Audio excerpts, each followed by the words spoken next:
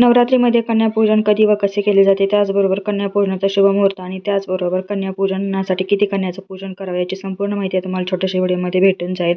नवरात्रीमध्ये कन्यापूजन अष्टमी म्हणजेच 8व्या दिवशी किंवा नवमी म्हणजे 9व्या दिवशी केले जाते.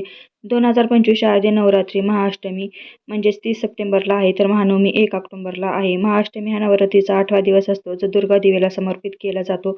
अनेक जण अष्टमी नवमीला कन्यापूजन करतात. तर सर्वात आधी मी तुम्हाला कन्यापूजनासाठी किती वयोगटातील मुली असायला हव्यात, तर 3 ते 10 वर्षाच्या वयोगटातील इथे कन्यापूजनासाठी मुली असायला हव्यात किंवा 12 वर्षाच्या आतील मुली इथे आपल्याला कन्यापूजनासाठी हव्यात.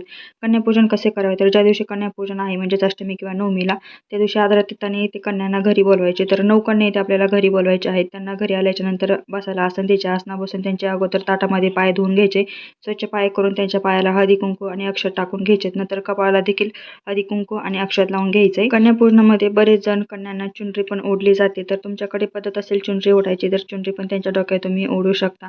त्यांना जेवणामध्ये चणा, पुरी, तांदळाची खीर असे भरपूर पदार्थ तुम्ही त्यांना जेवणामध्ये देऊ शकता. त्याचबरोबर कन्यांना एखादी वस्तू दान करायची, तर त्यांना जे हवे ते तुम्ही ते तुमच्या आवडीनुसार देऊ शकता. रबर, पिना, त्याचबरोबर टिकल्याचं पॉकेट काही तुम्ही देऊ शकता. तर आता पाहूया कन्यापूजनाचा शुभ मुहूर्त काय आहे. तर शुभ मुहूर्त हा 29 सप्टेंबर रोजी दुपारी 4:31 सुरू होत आहे आणि 30 सप्टेंबरला संध्याकाळी 6:06 ते संपत आहे.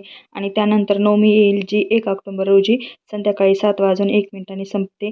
म्हणून अष्टमी तिथी 31ला आणि नवमी तिथी 1 ऑक्टोबरला तुम्ही कन्यापूजन करू शकता. तर ही होती कन्यापूजनाची छोटीशी माहिती.